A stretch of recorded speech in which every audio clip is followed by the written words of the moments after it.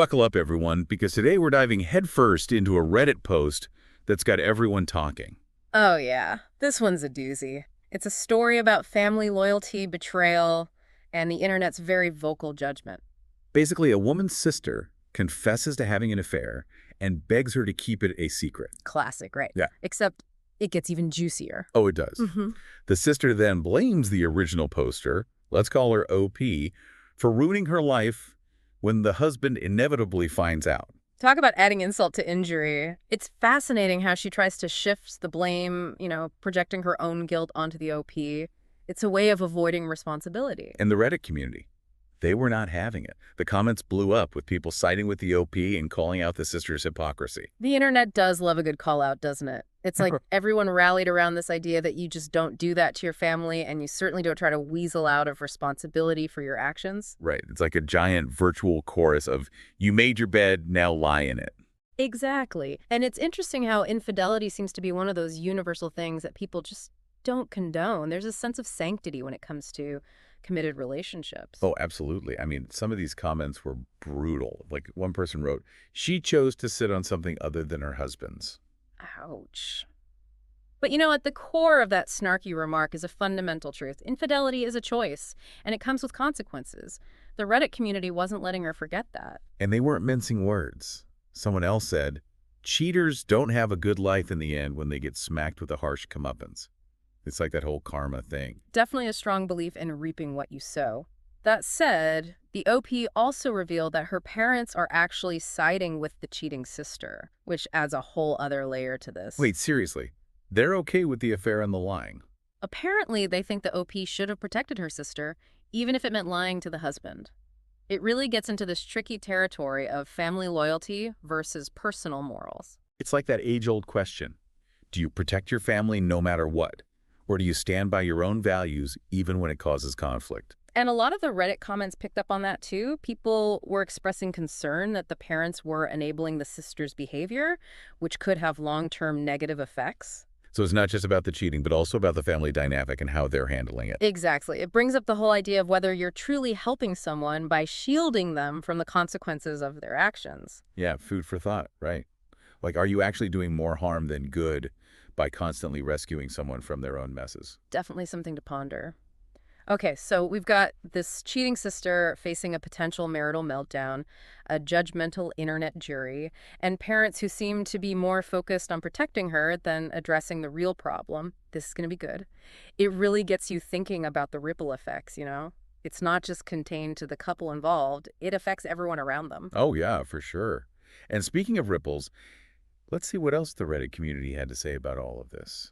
A lot of the comments were really diving deep into the psychology of it all. Yeah. Like, what makes someone cheat and then try to blame someone else? Ooh, armchair psychologists activate. Right. Some were even throwing around terms like narcissism. Really? Narcissism? I mean, is that a bit much? Well, think about it. Narcissists tend to have that inflated sense of self-importance, a lack of empathy, and they often exploit others. Yeah, I guess I can see that. The sister definitely manipulated the OP and then threw a tantrum when she didn't get her way. Exactly. And then blaming the OP for ruining her life instead of taking responsibility. Classic narcissist move. So it's not just the infidelity itself, it's the whole way she dealt with it afterward. Right. It's like she's trying to rewrite the story so she's the victim, even though she broke her vows. Trying to have her cake and eat it too, I guess. Yeah. But it makes you wonder, what about that whole rocky relationship excuse? A lot of people were debating whether that justifies anything. Yeah, that's a tough one. Relationships have their ups and downs, sure, but does that give you a free pass to cheat? So even if things are bad, infidelity is still a choice with consequences. Absolutely. And honestly, it rarely solves the underlying issues. It usually just makes things worse. Adds fuel to the fire, pretty much. Huh. So in this case, the sister's choice to cheat plus all the drama afterward, well, it's created a whole mess that goes way beyond just her marriage. Big time.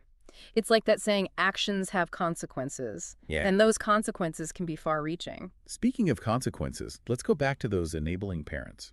What were people saying about them? There is a lot of concern that they were actually doing more harm than good, shielding her from the consequences, preventing her from learning. Kind of like creating a bubble where she never has to face reality. Right. And while they obviously love their daughter, that kind of enabling can backfire in the long run. It's like tough love can sometimes be the best kind of love, you know? Let her experience the natural consequences, even if it's hard. Exactly. It's how we grow and learn.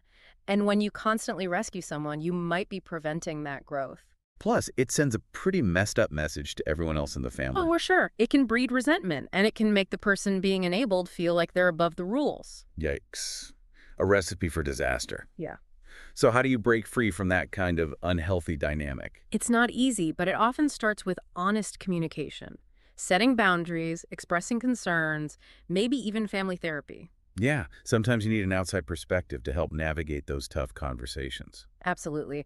So this Reddit deep dive, it's not just about cheating, it's about so much more. The psychology, the social norms, the family dynamics, it's like a whole tapestry of human behavior all woven together. Right. And even though it's just one story on the internet, it really gets you thinking about universal truths and challenges we all face. And it reminds us that even online, our actions matter.